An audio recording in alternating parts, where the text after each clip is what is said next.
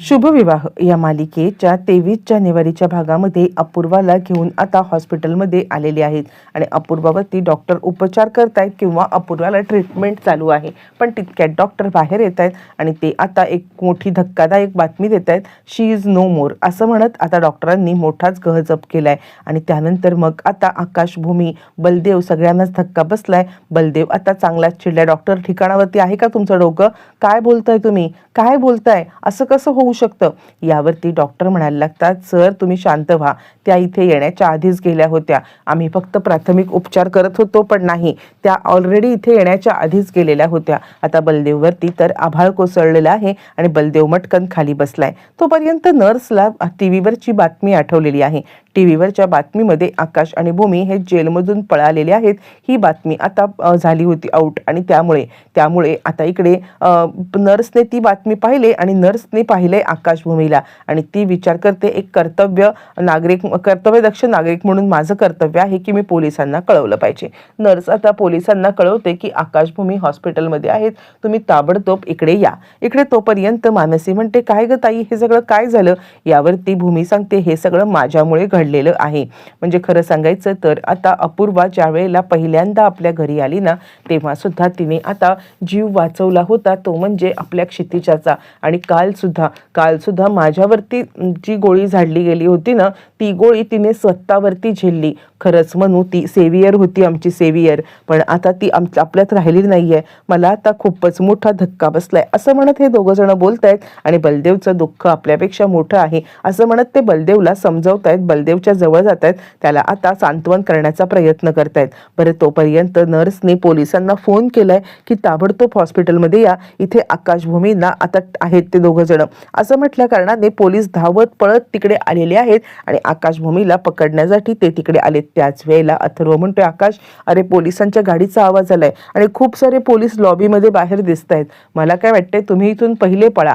जर तुम्ही नाही पळालात तर उगाच हकनाक पोलिसांच्या ह्याच्यात अडकाल. आकाश, भूमीला स्वतःला निर्दोष सिद्ध करायचं आहे आणि याच कारणास्तव त्यांना आता पळून जाणं भाग आहे, म्हणून पोलिसांच्या तावडीतून ते पळून निघालेले आहेत. आता जरी अपूर्वा राहिली नसली तरी सुद्धा काही पोलीस ऑफिसर जे आकाश, भूमीवर ते राग काढायला बसलेलेच आहेत, ते मात्र तिचा पाठलाग करतायत. इकडे पाठलाग करत असताना भूमी पळण्याचा प्रयत्न तर करतेय, पण ज्या वेळेला भूमी आता पळत आहे त्यावेळेला तिला आता अपूर्वाच्या सोबतचे क्षण, अपूर्वाने आपल्यासाठी काय काय केलं, काय काय नाही केलं, आपल्यामध्ये कसे गैरसमज झाले आणि हे सगळं होत असताना शेवटी फायनली ज्या वेळेला सगळं हे रिव्हील झालं की अपूर्वाला सगळं सत्य समजलं, त्यावेळेला ती या जगातच नाहीये. तिला या सगळ्यामध्ये आपण स्वतः दोषी वाटतो आणि चालता चालता ती रडतीये, खाली धडपडतीये. तिला आता सगळे क्षण आठवत आहेत. पहिल्यांदा अपूर्वाची घरातली एंट्री किंवा अपूर्वाने घरामध्ये टाकलेलं पहिलं पाऊल, हे सगळं तिला आठवून ती रडत आहे. आकाश तिला म्हणतोय, भूमी काय झालं? यावरती ती सांगते, मला अपूर्वाची आठवण येते. काय घडलं तिच्यासोबत? हे सगळं आपल्यामुळे घडलं का आकाश? यावरती आकाश म्हणतो, भूमी सावर स्वतःला. आत्ता सध्या आपल्याला पोलिसांच्या तावडीतून वाचवायचं आहे. जर अपूर्वाच्या खऱ्या खुन्याला आपल्याला पकडायचं असेल तर पोलिसांच्या तावडीतून सुद्धा आता सुटणं तितकंच महत्त्वाचं आहे. कळतंय का तुला? आणि त्यासाठी आपल्याला प्रयत्न करायला पाहिजे. असं म्हटल्यावर ती भूमी सांगते, हो आकाश, तुझं म्हणणं मला पटतंय, पण असं म्हणत ती आता तिकडून पळण्याचा प्रयत्न करते. पण नेमकी पोलिसांनी आता तिकडे धाड टाकली आणि इकडून एका साईडनी स्वतः पोलीस, दुसऱ्या साईडनी कॉन्स्टेबल असं म्हणत त्यांची कोंडी करून टाकलेली आहे आणि त्यांना पकडलेलं आहे. आता दोघांकडे पळून जायला कोणताच चान्स नाही आहे. दोघं जण या सगळ्या ट्रॅपमध्ये अडकलेत आणि ट्रॅपमध्ये अडकल्या कारणाने दोघं जण तिथेच आता उभे राहत आहेत आणि त्यामुळे आता ते पोलिसांच्या तावडीत झालेत. पळण्याचा प्रयत्न त्यांचा विफळ ठरलाय आणि आता रागिणीला पकडून पोलिसांच्या ताब्यात देण्यासाठी ते खरं तर जेलच्या बाहेर होते, पण हा प्रयत्न फसल्या कारणाने आता इकडे त्यांना जेलमध्ये पुन्हा जावं लागलेलं आहे. बरं, हे सगळं होत असताना मग आता आकाश, भूमी जेलमध्ये आलेत. तोपर्यंत इकडे पौर्णिमा आले आणि आई, तुमचं काय डोकं फिरलंय का?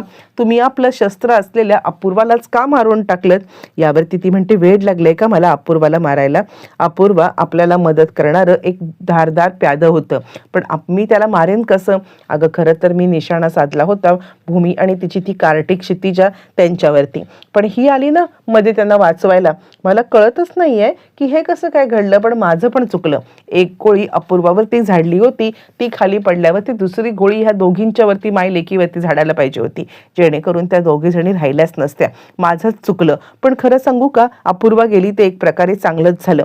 यावरती पौर्णिमा म्हणते काय बोलताय तुम्ही, ती आपली हे होती ना, आपल्याला तिची मदत होती ना. यावरती ती म्हणते तू एक गोष्ट विचार कर, ती ज्या वेळेला घटनास्थळी पोहोचली ना, मी पाहत होते, तिने माझ्या गुंडांनी बांधलेली दोरी सुद्धा तोडली आणि आकाशभूमीला वाचवण्याचा प्रयत्न केला ग.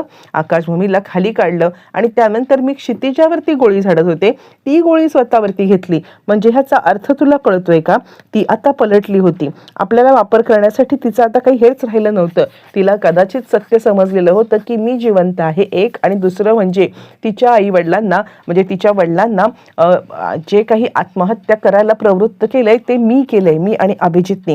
हे कदाचित तिला सत्य समजलंय आणि म्हणून तिने कदाचित मला आता करण्याचा प्रयत्न केलाय किंवा मला पकडण्याचा प्रयत्न करत होती आणि म्हणून आकाशभूमीची मदत करत होती. ठीक आहे, गेली ते बरंच झालं. जर का ती जिवंत असते ना, तर माझ्या मार्गातला अडसर बनून ती आता राहिली असती. म्हणून गेली ते बरं झालं. देव जे काही करतो ना, ते सगळं भल्यासाठी करतो. आता कपटी कारस्थानं करणारी बाई देवाच्या भल्याचं बोलत असते. आणि पौर्णिमा तिला सांगते बरं झालं आई, मग असं झालं तर बरंच झालं. म्हणजे अशा प्रकारे जर का आता ती आपल्या आयुष्यातून निघून गेली ना, तर हीच गोष्ट आपल्यासाठी खूप महत्त्वाची आहे. नाहीतर ती आपला कर्दन काळ ठरली असती आणि कर्दन काळ ठरत आपल्यालाच तिने त्रास दिला असता.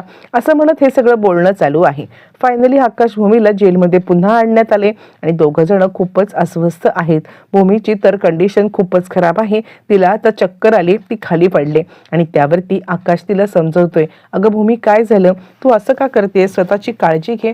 यावरती मग आता भूमी सांगायला लागते, आकाश मला तर राहून राहून अपूर्वाची चिंता वाटत होती. म्हणजे बघ ना काय घडलं, आपल्यासाठी ती आली धावून आणि स्वतःचा जीव गमावून बसली. आत्ता जर का अपूर्वा असती तर तिने आत्यांच्या विरोधात आपली मदत केली असती, तिने आत्यांना शोधून काढलं असतं. आता आपल्याला कुणीच वाली राहिलेलं नाहीये रे. आणि खरं सांगायचं तर अपूर्वा जे वाक्य बोलली ना, ते माझ्या कानात आता सतत घुमत राहिलेले आहेत. तुला माहितीये का, अपूर्वा आता सांगत होती की खऱ्या अर्थाने तुम्ही माझ्यासाठी इतके जण रडत आहात, हीच माझी जीत आहे, माझ्यासाठी तेच महत्वाचं आहे. असं म्हणत ती जे पद्धतीने रडत होती ना, माझ्या जीवाला खूप हे भावलं, मला खूप त्रास झाला. यावरती आकाश म्हणतो खरंच आहे ग भूमी, आपल्यासाठी खरंच ती लाईफ सेवर होती. तिने आता जे काही आपल्यासाठी केलं ना, स्वतःचा जीव गमावणं, पण त्यामुळे बलदेवची जी अवस्था झाली ना, ती आपण नाही बघू शकत.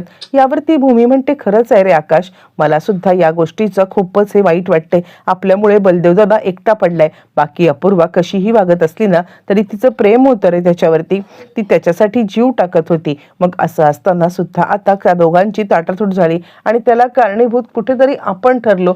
मला ही गोष्ट इतकी खटकती आहे ना, मला ही गोष्ट स्वतः इतकी त्रासदायक वाटते ना, मला स्वतःला स्वतःची लाज वाटते आहे. असं म्हणत भूमी आता खूपच पॅनिक झालेली आहे. त्या दोघांचं हे बोलणं चाललंय आणि आता आकाश सांगतोय आपल्या परतीचे सगळे दरवाजे बंद झालेत.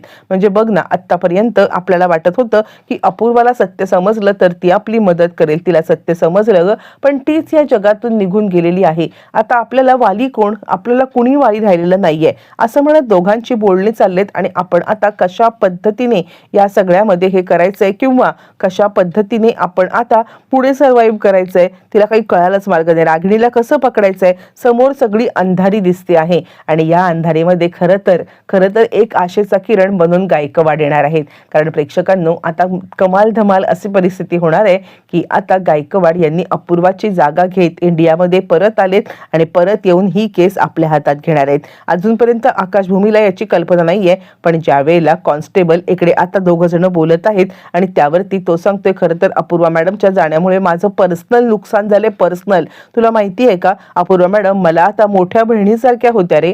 कधीही काही अडचण आली, काहीही झालं तरी अपूर्वा मॅडम माझ्यासाठी ठाम उभ्या नेहमीच राहायच्या.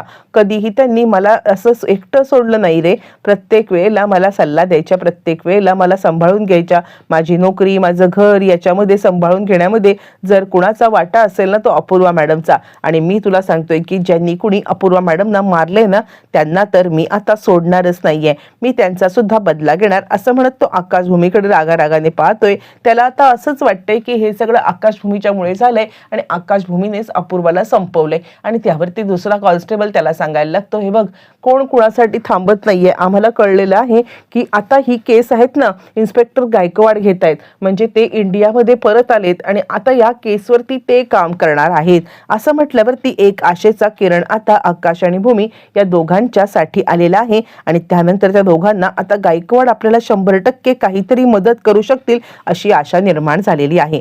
दोघांच्या मनामध्ये थोड्या वेळासाठी का होईना पण एक आशा पल्लवित झाले की आज गायकवाड सर आपली मदत करणार आणि नियती आता तसंच घडवून आणणार असते. गायकवाड अगदी आकाशभूमीला खूप पहिल्यापासून ओळखत असल्या कारणाने त्यांना आता आकाशभूमी यांच्यावरती दाट विश्वास आहे, हे सुद्धा तितकंच खरं आहे. मग दोघ जण एकमेकांकडे पाहत आहेत. कुठेतरी सुटकेचा निश्वास सोडताना त्यांना आता बरं वाटतंय की चला, अपूर्वा या जगात नसली तरी तिची केस गायकवाड घेतील, म्हणजे आपल्या सुटकेचे मार्ग उघडे होतील. इकडे तोपर्यंत घरामध्ये एकदम वातावरण घाणेरडं झालेलं आहे अपूर्वाच्या जाण्यामुळे. अपूर्वाच्या फोटोच्या समोर बसून बलदेव आता रडतोय. अपूर्वा, काय केलंस हे सगळं? अपूर्वा, का मला सोडून गेलीस? माझ्या आयुष्यामध्ये आलीस काय? माझ्या आयुष्यातून निघून गेलीस काय? खरंच मला या सगळ्यामध्ये इतका त्रास होतोय म्हणून तुला सांगू, तू का अशी मला सोडून गेलीस? असं म्हणत तो आता तिच्या फोटोच्या समोर बोलत आहे. आणि मानसी म्हणते, खरं तर आपण सगळ्यांनीच तिला ओळखण्यामध्ये खूपच मोठी चूक केलेली आहे. पण खरं सांगायचं तर मला नेहमी वाटायचं की आता बलदेव दादांची चॉईस नेहमी चुकीची आहे का? त्यांनी का अपूर्वा ताईची निवड केली? मला खरंच कळायचं नाहीये. मला नेहमी वाटायचं की बलदेव दादांची चॉईस चुकली आणि त्यांनी लग्न करून खूप मोठी चूक केली. पण दादा आम्ही सगळे चुकीची होतो आणि तुझी चॉईसच बरोबर होती. आम्ही सगळ्यांनी याच्यामध्ये आता खूप मोठा हे केलेलं आहे. आम्ही सगळेच जण चुकलोय दादा. आम्ही तुझ्यावरती अशा पद्धतीने विचार केला आणि बलदेवच्या डोळ्यासमोर फक्त आणि फक्त आता अपूर्वाचाच विषय येतोय. त्याला काही सुचतच नाहीये. तो या सगळ्यामध्ये आता खूपच गडबडलेला आहे आणि त्याला स्वतःला खूप वाईट वाटते. अपूर्वाचे त्याच्यावरती असलेलं प्रेम, म्हणजे तिने कितीही काही केलं असलं तरी तिचं बलदेववरचं प्रेम मात्र खरं होतं हे त्याला पूर्णपणे जाणवत होतं. आणि त्यामुळे अप्पू असं का केलंस, का सोडून मला गेलीस, असं म्हणत आता इकडे तो बोलायला लागलेला आहे. त्याला आता खूपच वाईट वाटत आहे. बरं, हे सगळं होत असताना इकडे तोपर्यंत इकडे तिला सांगत आहे मानसी, दादा तुला सावरायला पाहिजे, स्वतःला हे करायला पाहिजे, सावर तू स्वतःला. असं म्हणताना तो म्हणतो, कसं सावरू? मला खरंच काहीच कळायला मार्ग नाहीये की हे सगळं काय होतंय. अपूर्वाच्या सोबत आता ज्या काही गोष्टी घडल्यात ना, मला खरंच खूप वाईट वाटतंय. असं म्हणत तो आता बोलतोय. सगळे त्याला सावरतायत आणि खरंच अपूर्वाचं जाणं हे सगळ्यांच्याच चटका लावून झाले. आतापर्यंत मालिकेमध्ये अपूर्वा असताना तिचा राग यायचा, पण आज अचानक ती ज्या वेळेला चांगलं बघायला लागली आणि तेव्हाच तिची एक्झिट होणं हे काही योग्य नसतं. आणि त्यामुळे अपूर्वा असती तर कदाचित आकाश आणि भूमी हे दोघं जण सुटण्यासाठी 100% मदत झाली असती. ही गोष्ट मात्र खरी. इकडे तोपर्यंत अपूर्वाच्या फोटोच्या इथे बसून बलदेवने स्वतःला वचन दिले, ज्यांनी कोणी तुझी ही अवस्था केलेली आहे ना, त्यांना मी कदापि मोकळं सोडणार नाहीये. काहीही झालं तरी सुद्धा मी त्यांना अजिबात सोडणार नाहीये. तुझ्या खुन्याला शिक्षा देईन, त्याच वेळेला मी आता गप्प बसेन, असं म्हणत त्यांनी आता पण केलेला आहे. बरं, इकडे तोपर्यंत आकाशभूमीचे वाईट दिवस तर काही संपायलाच मागत नाहीयेत. अपूर्वा गेल्यानंतर या सगळ्या इन्स्पेक्टरनी मिळून आता इकडे आकाशभूमीला इतकं टॉर्चर केलंय, इतका त्रास दिलाय, त्यांना दोघांनाही मारायला सुद्धा आता कमी केलेलं नाहीये.